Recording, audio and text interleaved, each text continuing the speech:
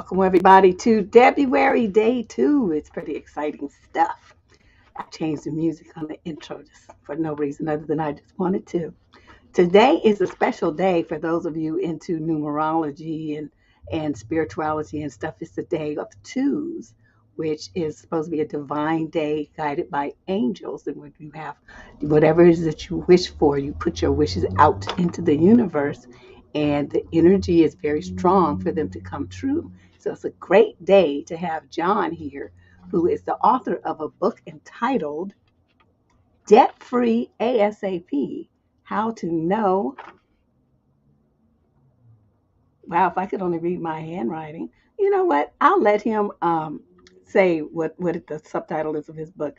But basically, the bottom line is this guy has been through it. He's come out, he's been a pastor, he's been a professional athlete, he's a very successful entrepreneur, and he's here to give you an idea of how to create a vision for victory. And of course, money and how you handle your money is a part of all of that. So join me in welcoming John to February 2022. Hey, John. Hey, I'm fired up to be part of Debruary. You betcha. You're so funny. That's so cute. Well, I want you to, to tell us a little bit about what it means to have a vision. I mean, just the foundational meaning of the word. How do we do that, and what does it mean? Well, my definition for vision is the ability to see the future with imagination. See the future with imagination, and preferably imagination that is about your success and your generosity, your victory, your overall state of being blessed and being a blessing to others. But there's a really old ancient proverb that says, where there is no vision, the people perish. And the word perish means they are unrestrained, or they kind of are wandering. Nobody wants to wander, but we find ourselves wandering sometimes. Vision is what keeps us, moving upward and onward. And so we can talk more about it, but that's kind of the thumbnail right there. Okay, because these are terms that you hear all the time, but very few people actually define it. So thank you. So when Sure. we're talking about, is that what people have, what they call a vision board? It's just a visual manifestation of the things that they're trying to accomplish. I would say that's part of cultivating your vision. Uh, and and of course, I'm coming from the standpoint of helping people turn their finances and their lives around. Okay, climbing out of debt rather than just being stuck in debt. And the book, I think, as you referred to, is Debt Free ASAP. The subtitle that you couldn't read your own writing. I won't You know tell. what? I used to win awards for penmanship. That's the scary part. I can see you doing that. I can see you doing that. Straight A student with great penmanship. I got you. But uh, so, the subtitle is How to Know Your Options, Create a Plan, and Start Changing Your Life Within 48 Hours. And that's no joke. Yeah, very powerful title. Wow. So you mentioned that you arrived at this kind of formula, shall we call it, where people can jump in there and start changing their life in a three-step process. How did you arrive at that? How did you figure that out? Uh, Painfully. I will say painfully. Here's the thing. Nobody goes to school as a kid and raises their hand when the teacher says, what do you want to be when you grow up, and says, oh, a debt expert. Nobody does that. I didn't do it. That was not my vision for life. But you come through some pain. Okay. I've built sports media and real estate companies worth millions, but I've also faced serious setbacks and serious debt. And so I understand the pain. I understand how it can happen to anyone, truly. And we'll talk more about that. And most importantly, I know how to recover in a variety of ways. And then I worked inside the debt relief industry. And man, it is messed up. I had to leave and say, forget this, because I couldn't do what I wanted to do, which is consult people and find out really where they're at, then look at their options, find what's truly best for them, and then put a simple plan together so they can just, they can just ace that test. They can make the right moves. But it's full of scams, high pressure sales tactics. There's just cookie cutter programs. I just can't go there. So I left. And I just said, good riddance. I don't want any part of that. But then I was out at a lake for a couple of days. My family, sent me away as I had requested for a couple of days at the lake to do some soul searching. This was in the middle of the pandemic. I mean, this is just right smack when thousands of people were dying every day. And we had George killed in Milwaukee, and all those things happened. And so I was just grieved, and I was just soul searching, reaching out for inspiration, trying to decide what kind of project I should set my heart to. And it was just like, I, I got a lot of people in distress financially. And boom, there was just a clear simplicity. Because again, we don't need complexity, we need simplicity. And just gave that simple protocol to approach it. And just anyone can do it. And that's what I want to, more than anything, encourage folks that you can do this. You can do this. Does this require that you have, a lot of money, a big salary, a high paying job? No. Here's the thing. Whatever your situation is, there are options or solutions that fit for you in your situation. You just have to review those solutions and see and understand them just a little bit, which is what I do. I mean, I give away cheat sheets that kind of walk people through, share the pros and cons, and there's more to learn either in the book. I've just posted a free video course that in 38 minutes, that's less than your favorite TV show, right? 38 minutes, you can That's watch this true. and you can learn everything you need to know, not only just for yourself, so you can empower the people in your life, your kids, your friends, your family members who are struggling. You will go from being ignorant about many, many things financial to being knowledgeable and almost expert about, oh, I understand FICO scores. I understand debt loads. I understand how to look at my monthly income and expenses and start really seeing clearly where I'm at. And then I know a lot more about all these different options. For instance, there's hardship programs, there's different kinds of consolidation, there are different kinds of settlement programs. There is a great way to approach family for help if they're able, okay? Rather than just sticking your hand out and saying, help, help, or can I borrow this? Or what I share is the 3 steps, whether you're doing it yourself or whether you're presenting it to like family and saying, hey, here's where I'm at. These are my options. I think this is the best for my situation. If you could help me here, then this is my plan. And I've got this kind of support to help me. I've got this mentor, this family friend, this person from church, whoever, can advise or coach or counsel, mentor, whatever. I'm a coach, so I provide that for folks, um, through all these things. But whoever it is that can help you succeed, because you want the 3 steps. Oh, I would love to have the 3 steps. Just I'm and going to give you a the three highlight steps. because I am going to link to your webpage in the show description so that people can click it very easily and go on over there and see what you got going on. Let me ask you the question. If you're trying to recover from being in debt, or you just want to deal with your debt once and for all, what would you guess the 3 simple steps might be, or just one step? What would you say? To get out of debt, well, I think the number one thing I would do is the first thing is stop spending, except on necessities.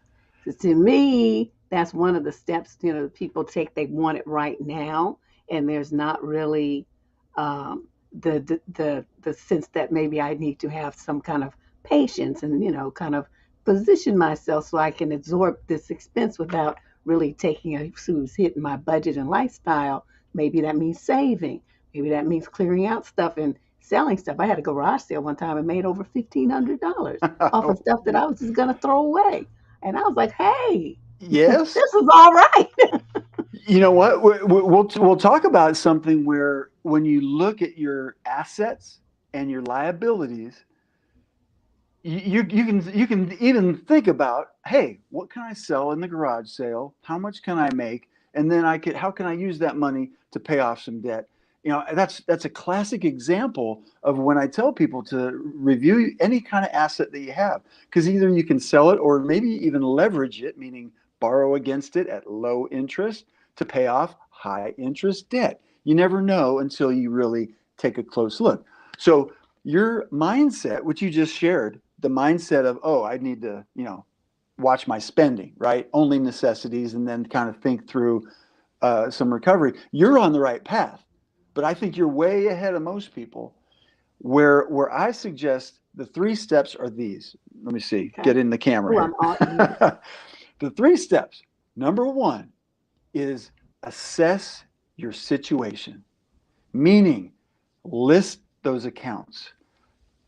Look at how much you owe, total, monthly, what's the percentage interest rate, etc. For everything, old, new, everything. And I find, Deborah, when talking to people, most people, some know everything down to the penny, but most, especially when they're struggling, when we're struggling, we shove bills in drawers. We don't want to look. We don't want to think about it, or we're too busy taking care of grandma, or our kids are in trouble, or we just lost our job, or we're just struggling with so many different things. We get into that fog of war. We're just not aware. I'm telling you, because I've talked to hundreds and hundreds of people from every background, every situation. Most are just not thinking right because they're just overwhelmed. And so it starts simply by writing things down. I give away free assessment forms that you can just download and either print them out or use them on Excel if you're into that. Either way, you just list things, and all of a sudden you start taking control of your destiny just by simply making lists and having a little studious approach to it, even if it's just Saturday at your breakfast table, and you pull all your bills out and you just identify what you're dealing with. So step 1, get in the camera. Step 1, Step 1. assess your situation. And it's not just financially. I talk about your mindset, assess that, assess where you're at in terms of your spirit and in your vision. Do you have a vision? Most people who are struggling kind of lose track of the vision. I know I have at times when things are not going They're in well. survival mode, from what I see. Survival mode. Yeah. I'm telling you, so many folks are in survival mode. I've been there. I've literally been taking coins out of my cigarette, ashtray in the car to pay for gas. I mean, I've been so low that some, kind-hearted people heard and brought Christmas tree, at Christmas, because I went from six figures, super entrepreneur, co-founder of an Emmy award-winning sports media company, multi-million-dollar deals. I got thrown out of the plane, even though a co-founder, because we sold to a publicly traded firm. 9/11 happened, everything froze in the market, and so like so many people, I ended up with no income and trying to figure it out. So everything starts with assessing your situation, number 1. Number 2, review your options so you know what they are. I lay them out for everything from just old school, paying off certain accounts first, second, third, just making momentum, creating confidence and success, one victory after another, to consolidation, hardship programs, settlements, everything, even considering different forms, the 2 forms of bankruptcy, Some situations, that's God's grace for the situation. It just depends. Right. Everything depends. And so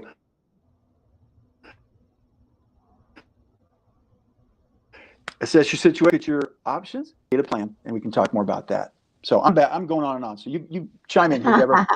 Well, one thing, I remember when that book hit the market called Rich Dad, Poor Dad, it just took the world Mm-hmm. by storm.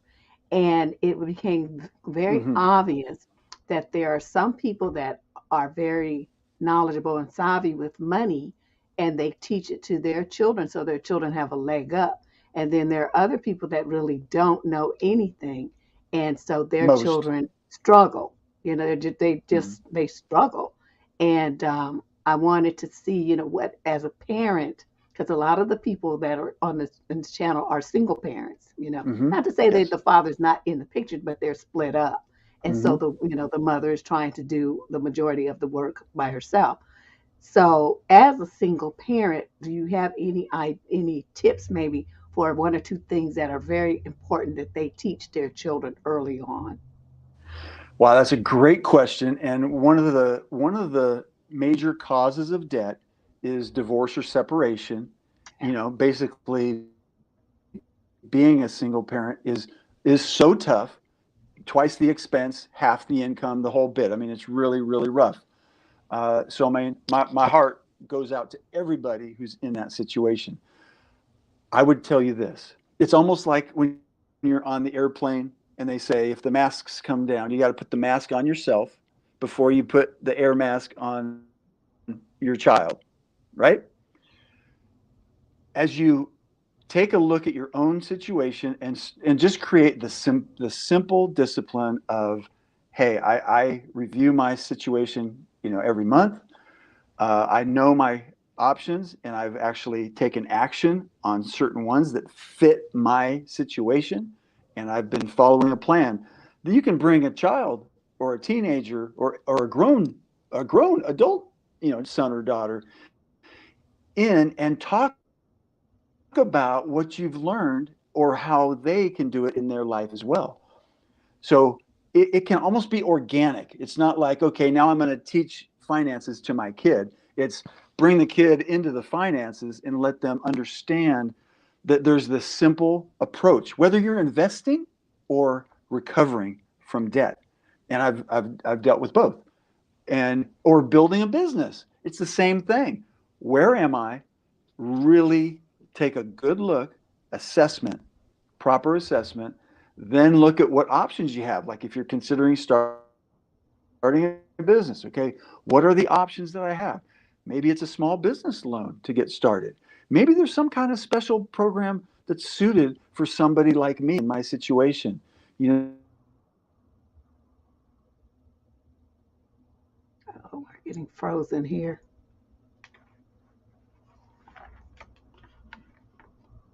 We lost you, John. You're frozen. Well, I want while we figure out what's going on with John, let me say this to everyone. We will be taking your questions in a little bit, so get your questions ready. And when John comes back or his internet reconnects, we will. There we go. Oops,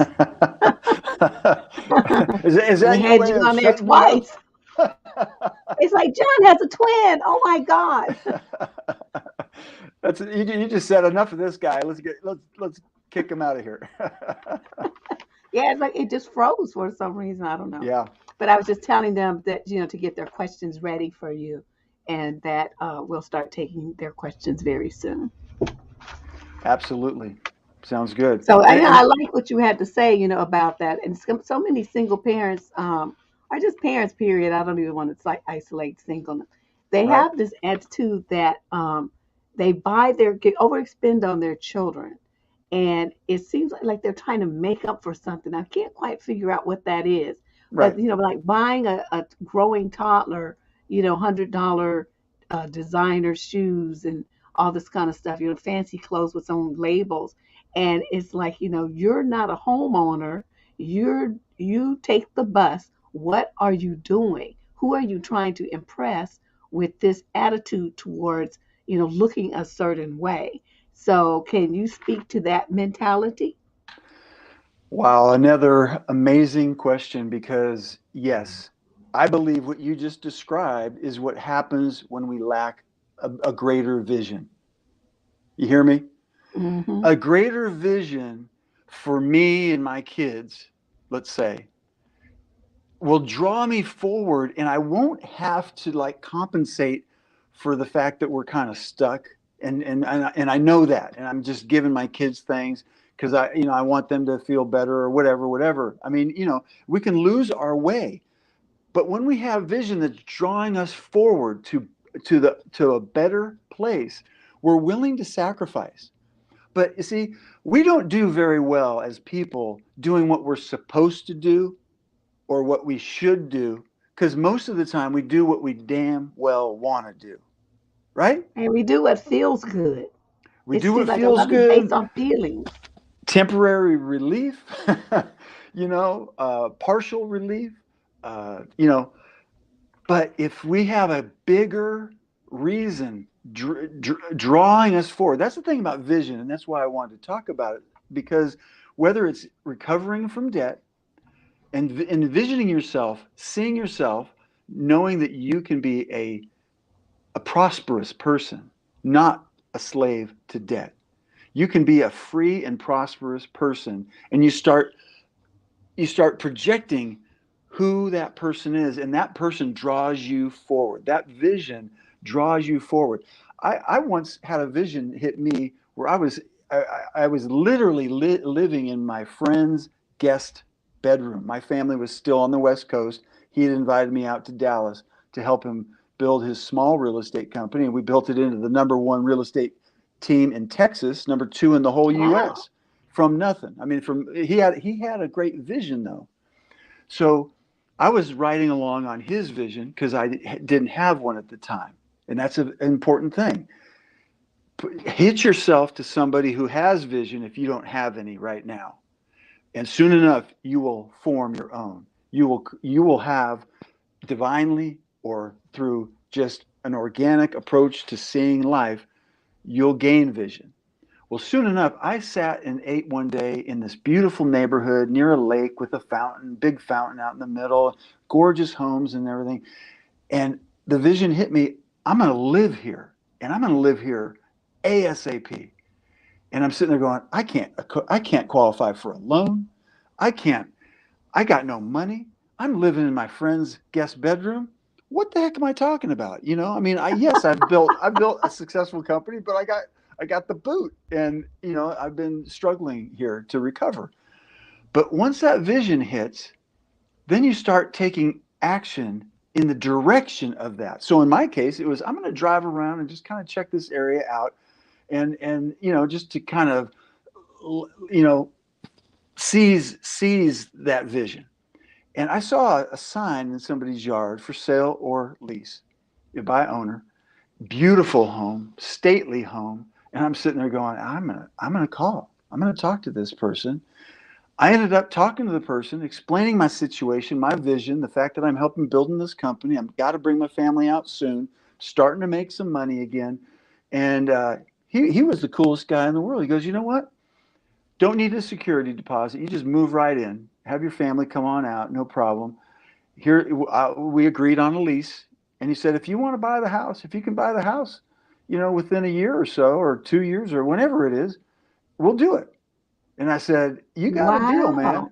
And so nothing happens without vision, because it was the vision that drew me to investigate, and it was investigating that led me upon an opportunity.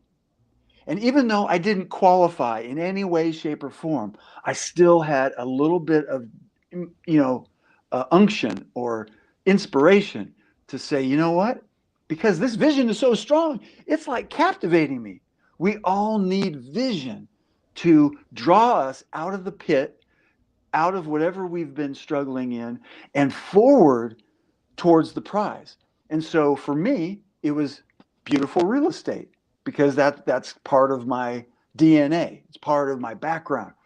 Coming from anyway, And so I'm talking to you, whoever you are, whatever your DNA is, whatever God's put in your spirit in terms of vision, temporary vision, smaller visions, this something that's leading you forward. So you're not being trying to motivate yourself by what you're supposed to do or what you should do.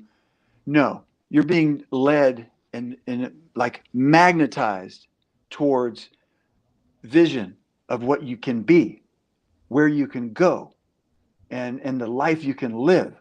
And so again, so we moved right into that house. I moved my family Wow. out within a month or two, and less than a year later, I was so motivated because I was seeing my vision realized. I, and we grew that business dramatically and everything else. And within a year, I was able to buy that sucker, and we've been here for close to 18 years now.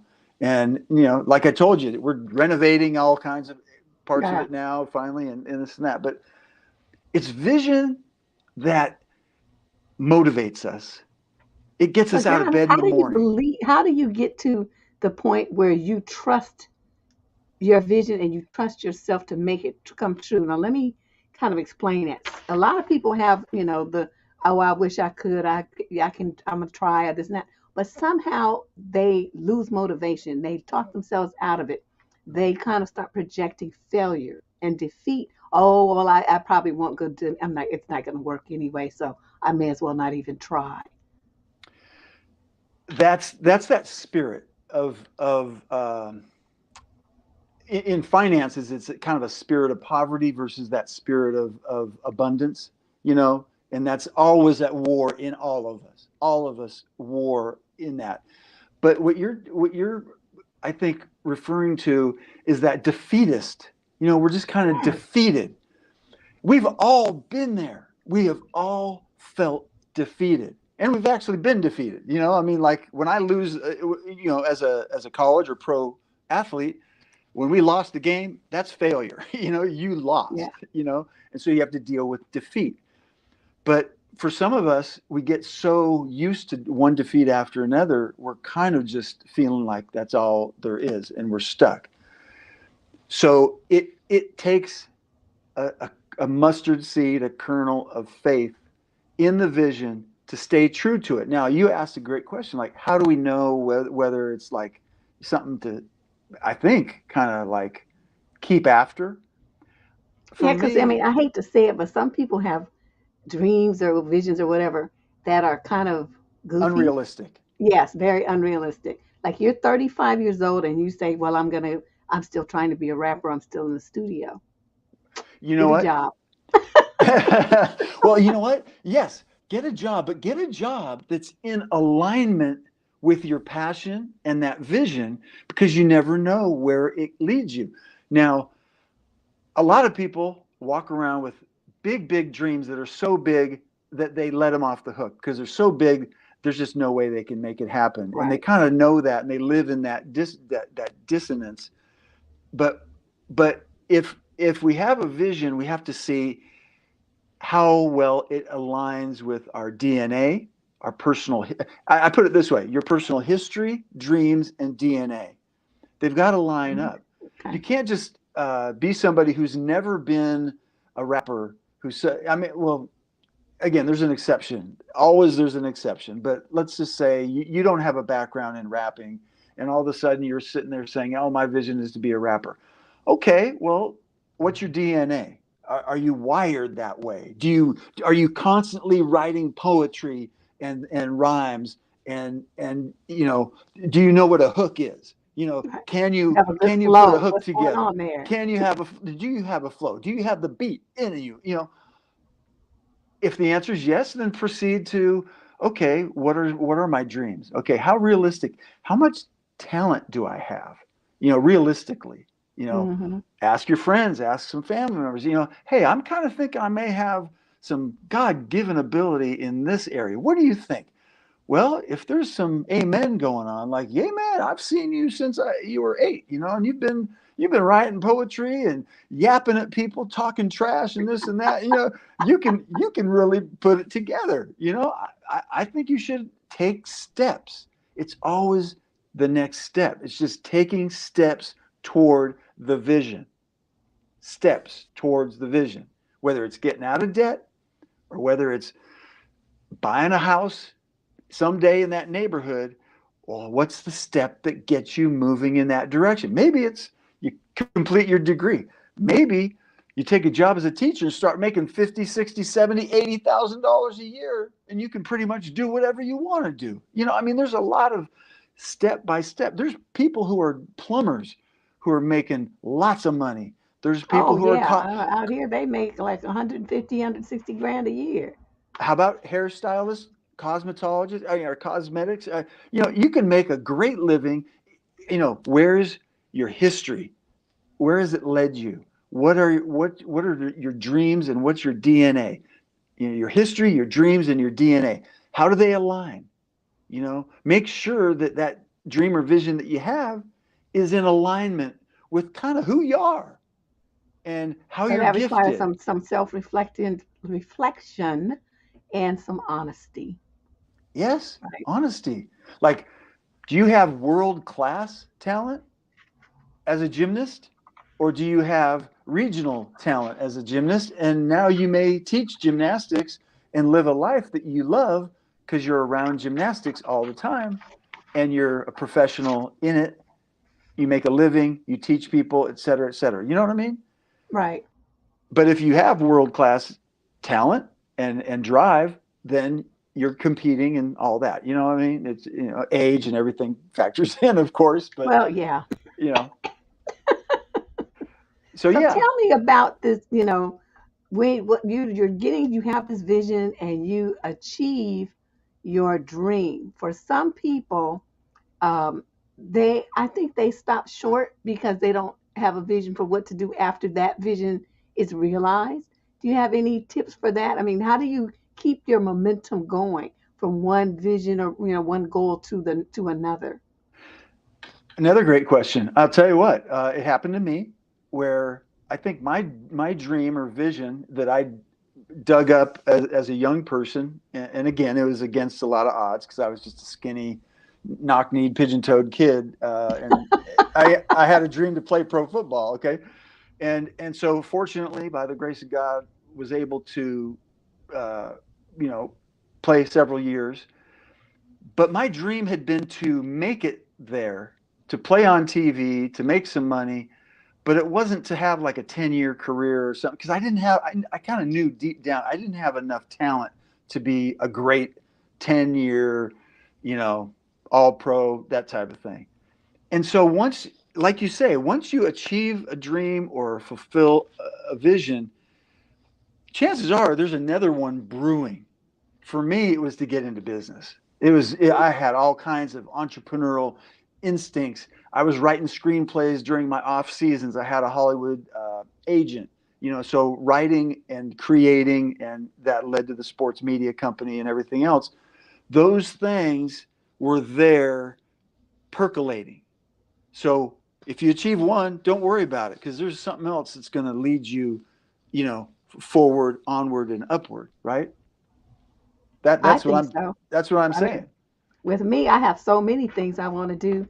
I get a little kind of frazzled because I'm trying to do too much. I have to kind of ratchet myself down here. It's like, okay, can you concentrate on one thing at a time, girl? Because you're just doing too much.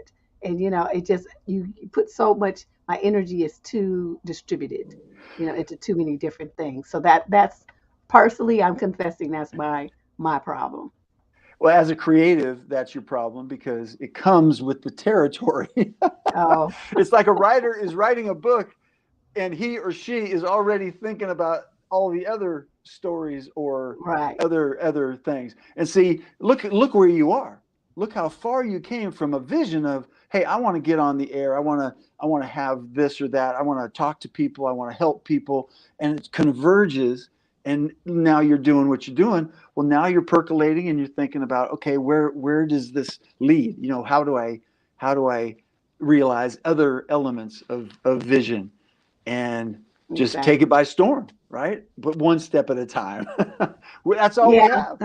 That's Thank all you, we John, have. for that reminder. You have a question here. We'll put it up on the screen for you to see it. from Ash. She says, I have a little debt and I am semi-retired. I'm afraid of outliving my money. I'm looking for part-time work, but feeling discouraged. How do I stay confident in my vision forward? Excellent. I'm absorbing this. I'm I'm afraid of afraid of outliving my outliving my money. money. I think that's a lot of retirees' concern. Yeah, yeah, very true. I've talked to a lot of retired folks. Most of them are living on meager, you know, Social Security or other kinds of pensions or whatever. So I know it's scary. Um, so yeah, there's fear there. I love the idea of part-time work. I think there's more opportunity today than has been for a long time for people of let's say 50 or 60 plus to be healthy contributors in the marketplace. Companies are looking for part-time work, part-time workers. The question just went away, and I wanted to Oh, come you want it back? No to the last problem. part. How do I stay confident in my vision forward? The vision has to draw you forward. You know, it is the vision compelling enough to draw you forward. Is the fear? Fear is a great motivator, but it's not a good friend. You know, um, so I love the idea of working part time. I think you can find a way, especially if you find something that aligns with your personal interests, your personal history, that DNA that you alone have, um, and just keep risking it. Keep taking chances to apply or go in and talk with people. Again, I called this owner of this property off his sign, even though I knew I did not qualify and I was, coming from nothing but recovering, right? Right. And so I made the call, had the conversation, and that led to what followed. Every story is unique. Your story will be one of victory and of progress. Stay with it, refine your vision, make sure it's something that really inspires you. And that may not answer the question, or maybe it got too far, Well, but I it's think it's it's going to step give her by some step. ideas. Yeah. Okay. Thanks, Ash. Yes. Yeah, Thanks, you Ash. guys have questions for John. You can type them in the into the chat, and I'll be happy to display them across the screen for him to see and answer. So, if you have a question, one thing that brought me up a question in my mind, John, since you know about debt and finances and all that, what would you recommend? At what age should we start planning for retirement? Because it seems like people don't start thinking about it until they're like 60. Deborah, there are others that have a lot more expertise on planning for retirement. What I do is help people who have roofs that are leaking money. You know what I mean? Debt is like a leaking roof, and you can't do much of anything until you deal with that.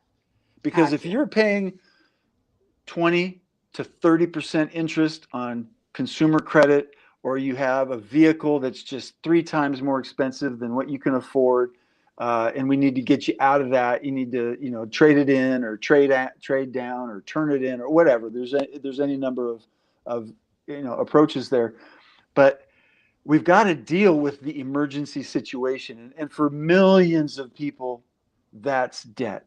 Millions. I mean, our average household debt load in America has hit all-time record highs all this last year plus. From We just keep from the COVID. just from everything. I mean, there's a combination of things. There's some upsurge in home prices and valuations and mortgages and things like that. So some of those things are expanding.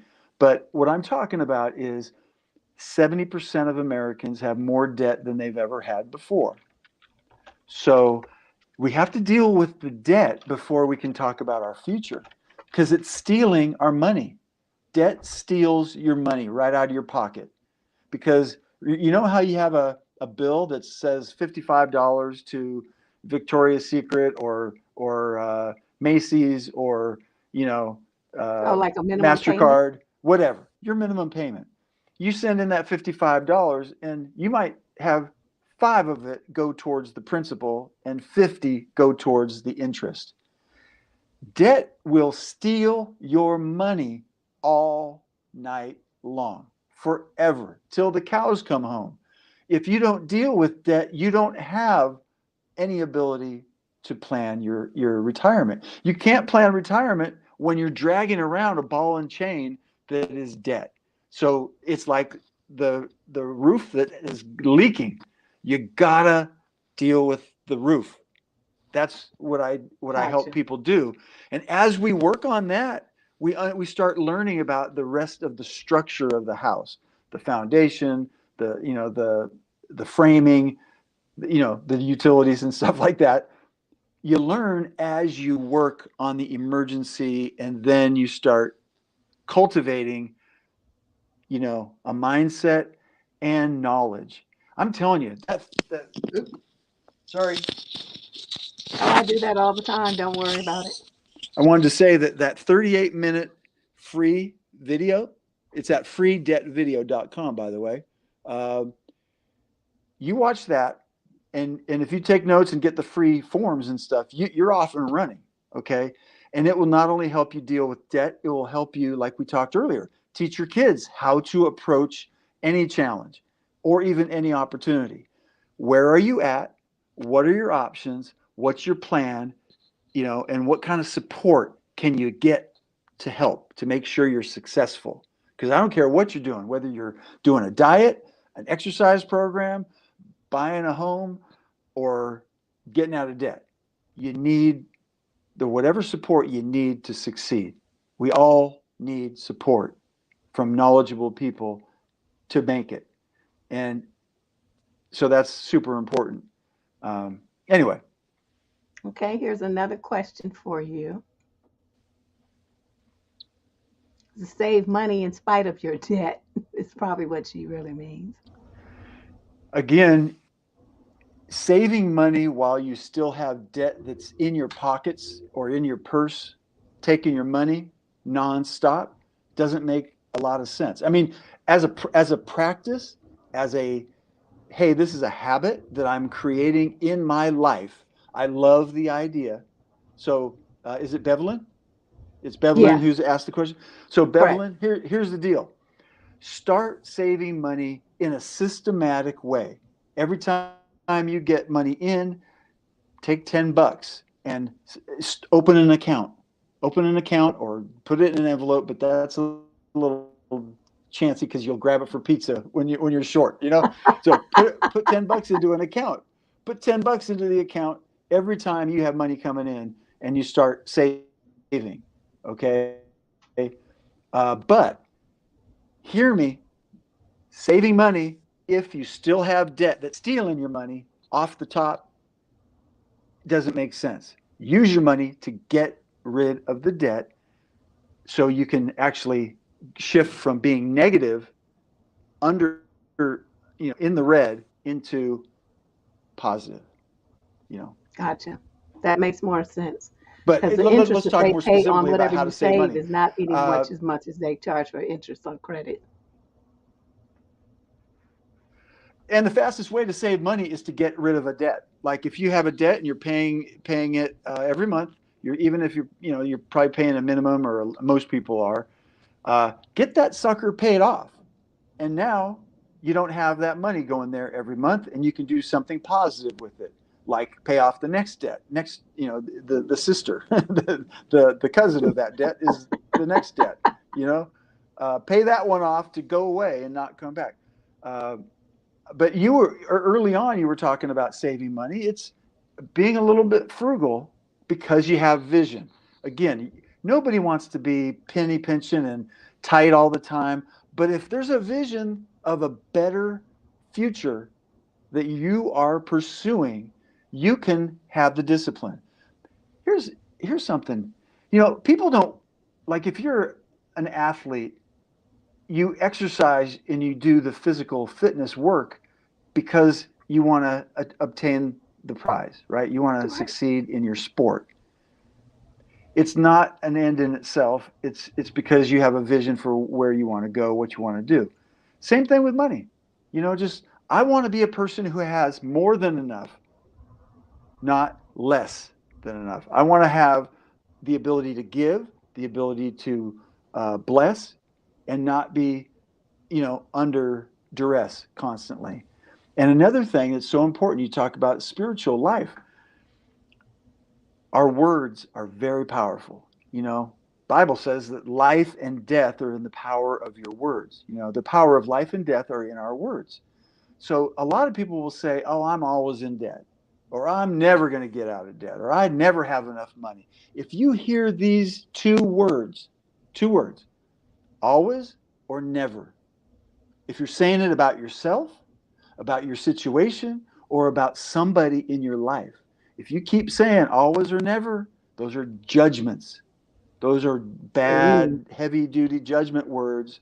I used to counsel a lot of couples, and I'd hear one person say, "Oh, well, he always does this," or "She's never doing that." And, always and never. They are spiritual barometers. And if we got judgments in place on ourselves, "Oh, I'm always running late," or our situation, "Oh, I'm never getting out of this heap of junk that I'm living in," or others, "Oh, he's always doing this," or "She is always doing that." Well, the truth is, no, it's not No, always. who does It's always may, does anything? they may tend to do that, and it may be true that, yes, in fact, that person tends to, talk a lot about this or that or this or that. But be careful. Always and never are killers, because once they're in place as judgments,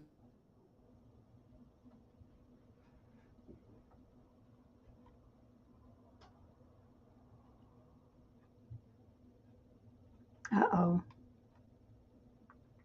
John freeze again.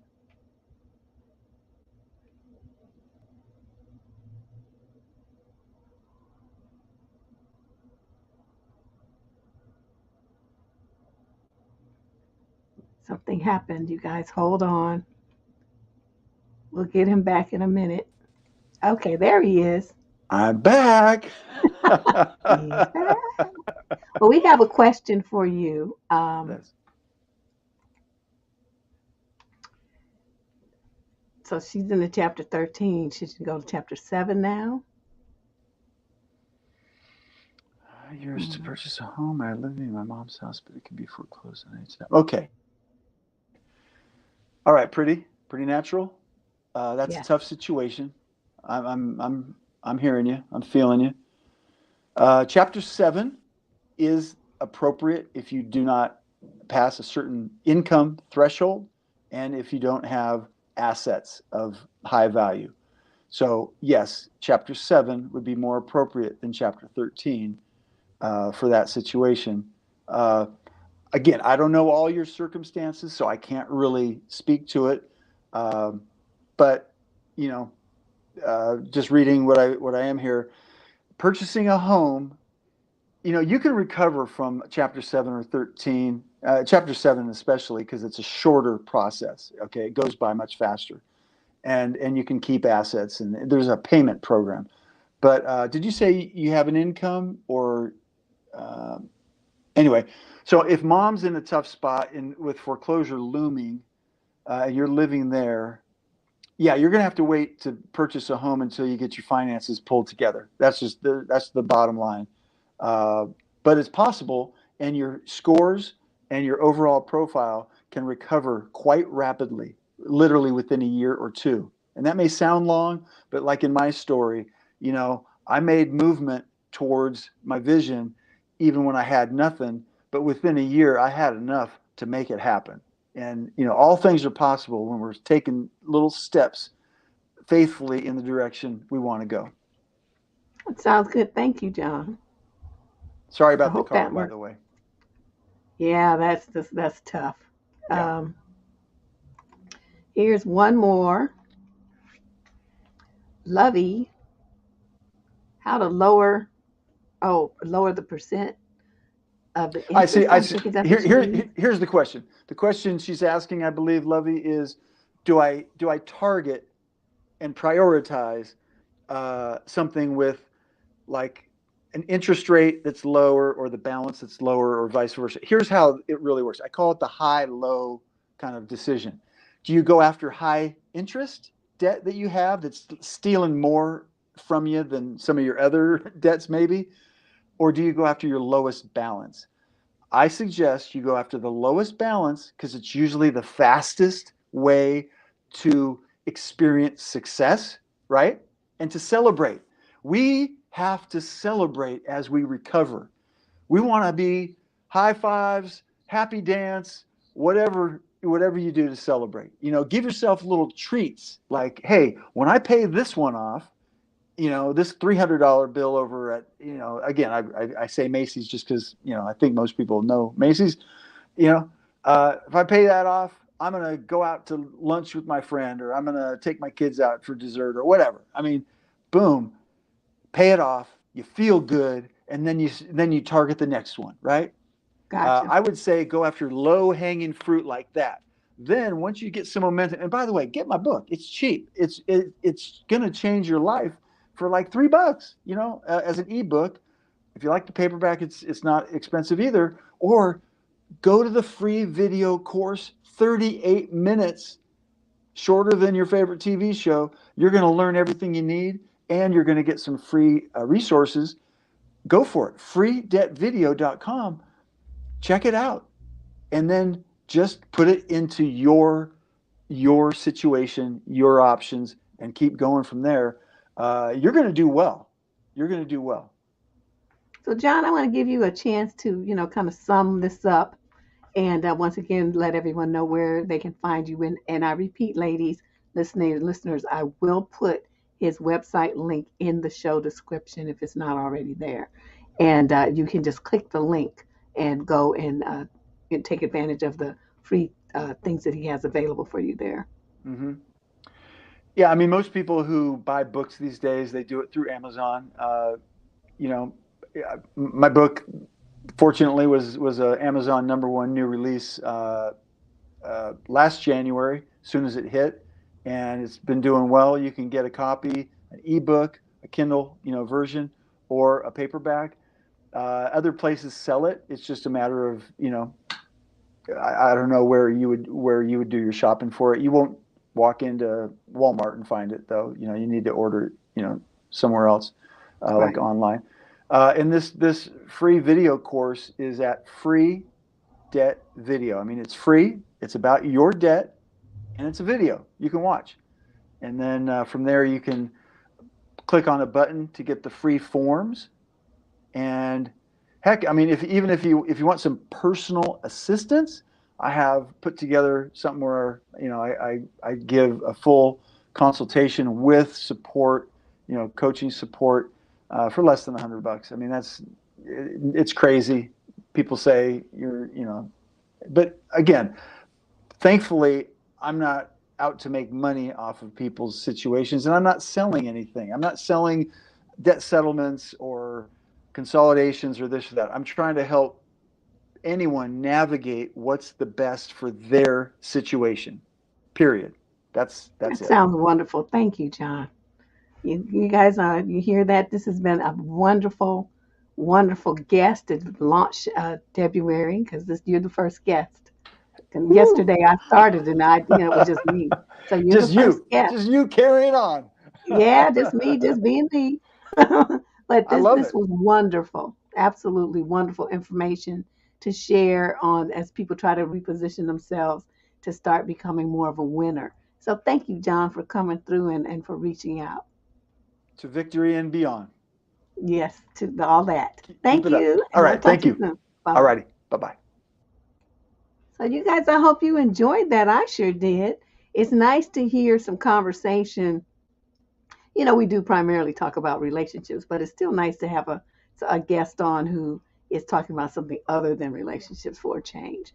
But, your money definitely has a lot to do with how you're going to be living. We looking about all the letters we get in the advice column where women are in situations with men that, are basically taking advantage of them. I know a lot of you are upset about what happened with Rihanna. I was going to ask John about that, but I decided to not to do that. Don't put him on the spot talking about her. But this has been a big topic of conversation because we've seen what happened with multiple women with Wendy Williams and Sherry Shepherd and a lot of the ladies that are movers and shakers and big career women having to pay these men money. So that's really not where John is. He's talking about debt. And so this directly affects you, your future, your options, your children's lives. I mean, you being in too much debt more than you can handle can affect every single possible part of your life. Even for me, it's like I wasn't really in debt, but I noticed I wasn't saving as much as I could because I was being lazy and ordering DoorDash. And then I sat down one day and I looked at all my, the little tallies and how much money I had spent. I closed that account so fast. I never ordered from there again. It just seeing, just totaling it all up and seeing how much I had spent over a 3 month period. I was horrified, horrified. The food was good, but I can cook better. So that's what I started doing. But I just want me to stop talking. But you guys, we'll be back tomorrow, 6 o'clock again with our next guest. If you want to see what's up the calendar of events, look on the channel wall, and I've put the first 3 weeks itinerary or list. And I don't know what you want to call it. The first 3 weeks of guests and the time slots that they will be on because it's different on the weekends and sometimes it's a 5:30 or something like that based upon that guest availability. I had to be a little flexible.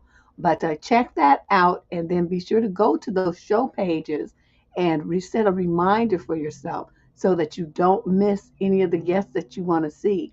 They'll all be shown as premieres. Even if it's an upload or if not a live stream, you'll still have the opportunity to chat amongst yourselves, share ideas, and and try to see what you ideas and comments and things, experiences that you can share, just like you always do. All right.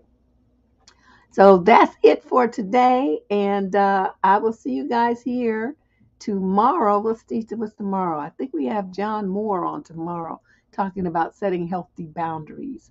And that should be really good. And I think a lot of you will find value in that conversation as well. All right. So let's see here. What do I want to do here? I'm losing my train of thought. There we go. All right, so tomorrow, 6 o'clock, boundaries. And once again, we want to thank John for coming through and sharing his tips and advice for how to get out of debt and live a much happier life and win at the work and start winning when we handle our finances, which is basically the platform that's going to take you everywhere you need to go in your future. All right, so I'll see you guys tomorrow, 6 o'clock. Bye bye.